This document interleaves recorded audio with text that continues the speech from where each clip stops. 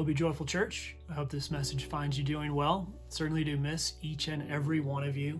Can't wait to see you again when some semblance of back to normal is happening.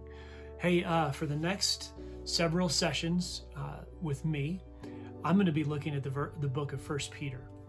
And the reason I chose 1 Peter to look at with you is that he's writing a letter of hope to Christians who are struggling, who are saying, why is this happening? Why are things so hard for us? And they're being persecuted.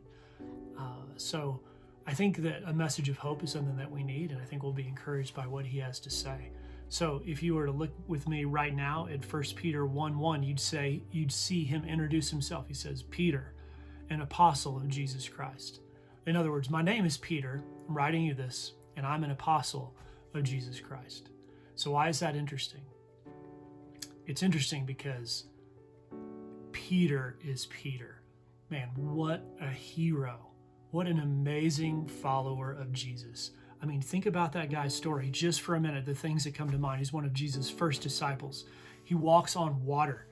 He's emotional. He's impetuous. He says things no one would ever think of saying to Jesus. He cuts off a dude's ear in the Garden of Gethsemane in this very tense situation. He's just a guy who lives his emotions right out on his sleeve.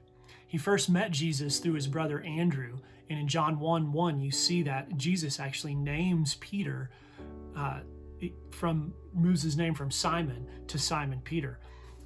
And so Andrew brought, and this is in verse 42 of John 1, Andrew brought him to Jesus, and Jesus looked at him and said, "You are Simon, the son of John.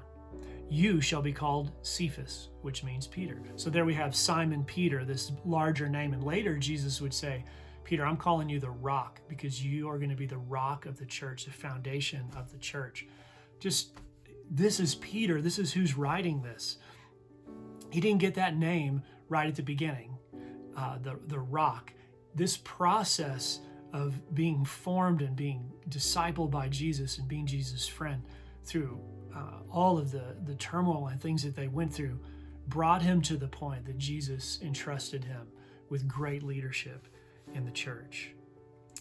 So Peter's name, Simon Peter, the rock, is an important name.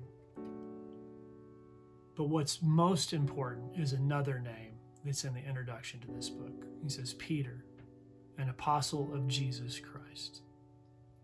That's the important name. And Peter would tell you the exact same thing. Jesus Christ, name above all names.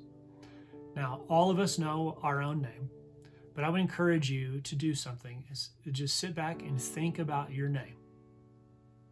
Think about the meaning that your name holds for you, for your family, for your friends, for your identity. But then, if you're a believer, ask yourself, who makes you important? Who identifies who you really are beyond your name? Think about it. Spend a little bit of time in 1 Peter, and we'll get back together again soon. Take care.